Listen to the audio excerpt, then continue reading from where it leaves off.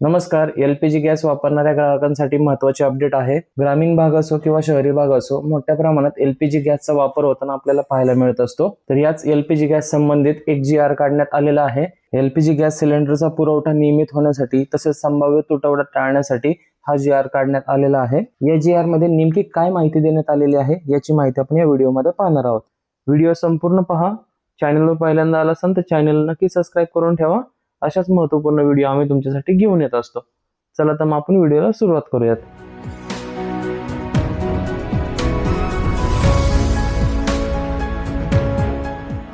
येथे आपल्याला पाहायला मिळते महाराष्ट्र राज्यातील एलपीजी गॅस सिलेंडर पुरवठा नियमित ठेवणे तसेच संभाव्य तुटवडा परिस्थितीचे व्यवस्थापन करणे तसेच कायदा व सुव्यवस्था अबाधित ठेवण्यासाठी उपाययोजना राबवण्याबाबत येथे आपल्याला तारीख पाहायला मिळते. खाली आल्यानंतर परिपत्रक पाहायला मिळते. सध्या मध्य पूर्व आशियातील युद्धजन्य परिस्थिती विचारात घेता एलपीजी व इतर पेट्रोलियम पदार्थाचा पुरवठा सुरळीत ठेवण्यासाठी आवश्यक त्या उपाययोजना केंद्र शासनामार्फत करण्यात येत आहेत.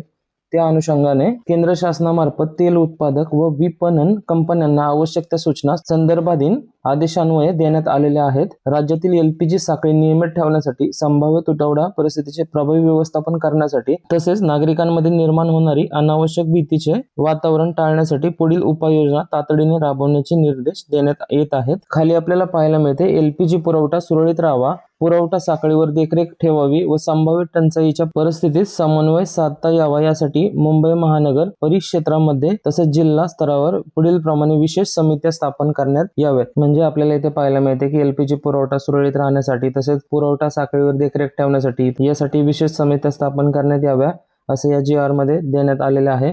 इथे आपल्याला वेगवेगळ्या समित्या पाहायला मिळतात. इथे जिल्हास्तरीय विशेष समिती पाहायला मिळते.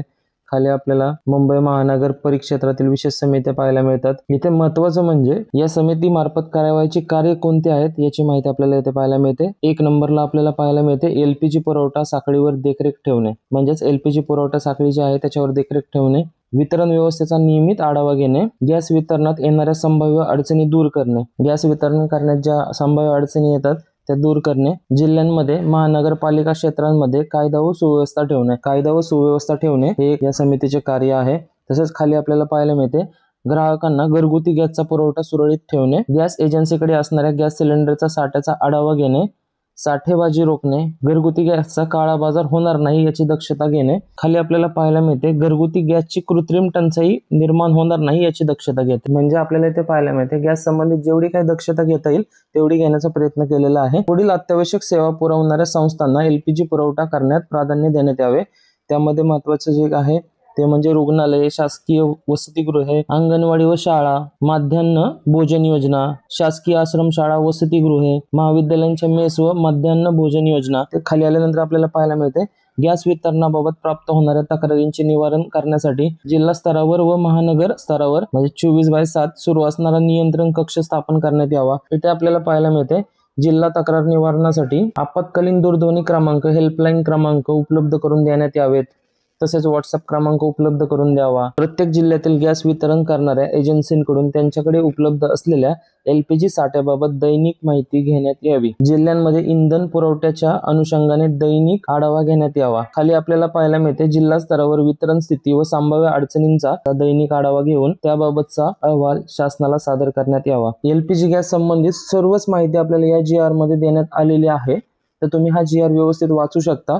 याची लिंक डिस्क्रिप्शन बॉक्समध्ये देत आहे. तसेच एलपीजी गॅस संबंधित काही माहिती असेल तर कमेंटमध्ये नक्की सांगा. त्याच्यामुळे इतरांना नक्की मदत होईल. अशी महत्त्वपूर्ण अपडेट होती. इतरांपर्यंत नक्की पोहोचवा. माहिती उपयुक्त वाटली असेल तर चॅनलला नक्की सबस्क्राईब करून ठेवा. धन्यवाद.